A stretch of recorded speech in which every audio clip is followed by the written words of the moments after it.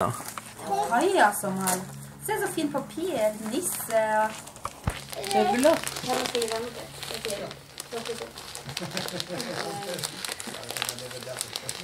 Nei, ta vel du det. Den er så stor, den er slag.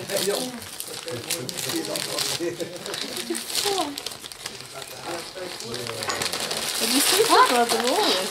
Oi! Oi! Oi, se det! Oi!